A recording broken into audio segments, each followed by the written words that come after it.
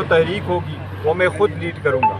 خان صاحب خود اس مرتبہ تحریک لیڈ کریں گے اور خان صاحب جو ہدایات ہے وہ عمر ایوب خان صاحب کو دیں گے. جس طرح آج تک جتنے بھی ریلی جلسہ جلوس کچھ ہوا ہے وہ علی امین خان صاحب لیڈ کرتے تھے, وہ آ رہا کرتے تھے. اب چونکہ علی امین خان صاحب کے لیے یہی ہے کہ آپ کنسنٹریشن کریں اپنے صوبے کے اور گورننس پہ, لہٰذا اس کو عمر ایوب خان صاحب کریں گے اور خان صاحب خود ہی ہدایات دیں گے.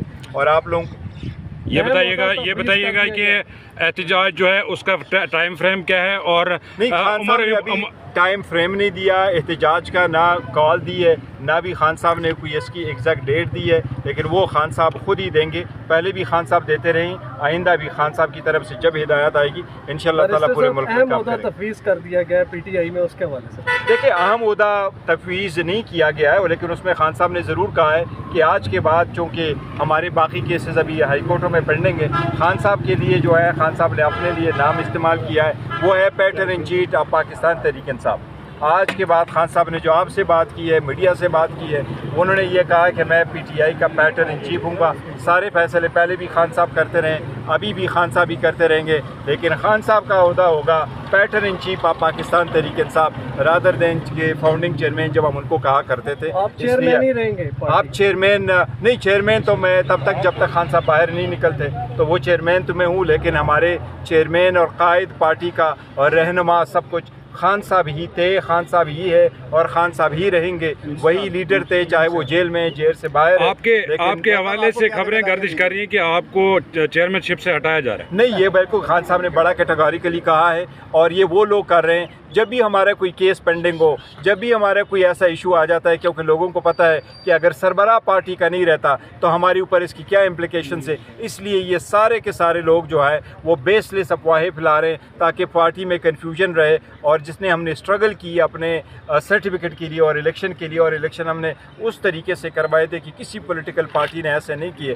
یہ وہ لوگ کرا رہے. آج خان صاحب نے آپ لوگوں کے سامنے بڑا کیٹیگوریکلی کہا کہ خان صاحب پیٹرن ان چیف ہے. فار دا ٹائم بینگ میں چیئرمین ہوں, کاغذوں میں ضرور چیئرمین ہوں, ادروائز ہمارا چیئرمین دن 1 سے جو ہے خان صاحب تھے اور خان صاحب ہی رہے. گوہر صاحب آپ ہمیشہ احتجاج کے حوالے سے دیکھو, اس مرتبہ ہمیشہ سے احتجاج کی ذمہ داریاں علی امین خان گنڈاپور صاحب کے ساتھ تھی. فیوچر میں اگر کوئی ہوگا تو وہ دیکھو ہدایات ڈفرینٹ ہوگی, کیونکہ اس مرتبہ خان صاحب کے مطابق کوئی ایسے ریلی وغیرہ نہیں نکلے گی جو ایک ہی جگہ پر آئیں. جس طریقے سے پہلے سارے کے سارے اسلام آباد کی طرف آتے تھے تو وہ ایک ریلی ہوا کرتی تھی. آپ خان صاحب کہہ رہے ہیں کہ پورے ملک میں ہوگا تو مختلف پورے ملک میں جب ہوگا تو مختلف لوگ اپنی. بیرسٹر صاحب آپ ہمیشہ بات چیت کے حق میں رہے ہیں شروع دن سے, یہ بتائیے گا کہ کیا ضرورت پڑی ہے, کیا وجہ ہوئی ہے خان صاحب کو ایک مرتبہ پھر احتجاج کی طرف جانا پڑا؟ اور خان صاحب نے اپنی پارٹی لیڈرشپ کو بھی چارج شیٹ کیا ہے کہ جو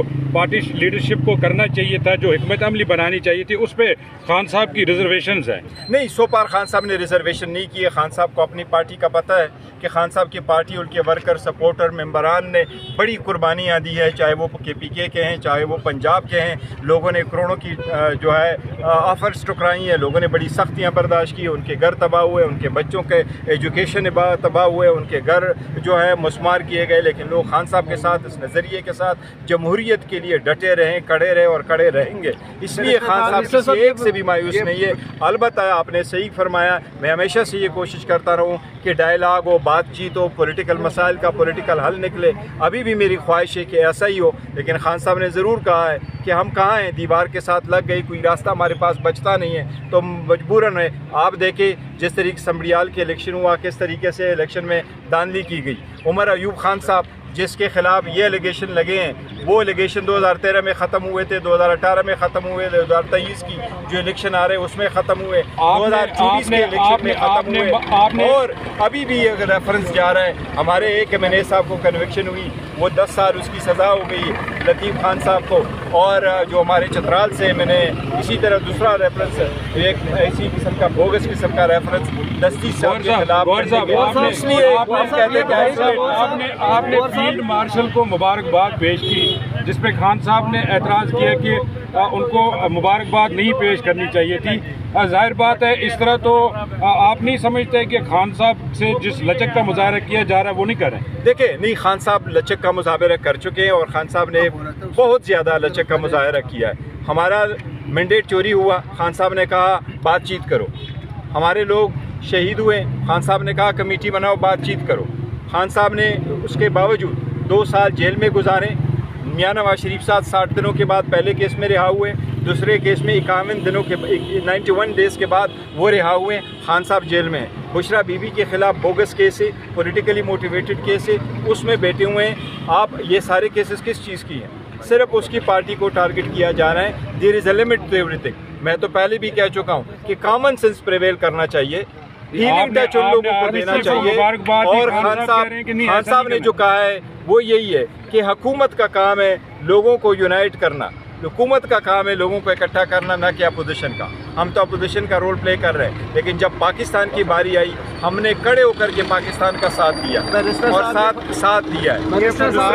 बैरिस्टर साहब ये फरमा दें कि कॉमन सेंस की आप बात करते हैं, तो ये क्या कॉमन सेंस नहीं है कि पीटीआई एहतजाज और मुल्की मईशत को नुकसान पहुँचाने के अलावा कभी भी पॉजिटिव सियासत नहीं करती? नहीं, देखो हम किसी सूरत पाकिस्तान को नुकसान नहीं पहुंचाने वाले हैं, हम किसी सूरत पाकिस्तान की मईशत तबाह करने वाले नहीं।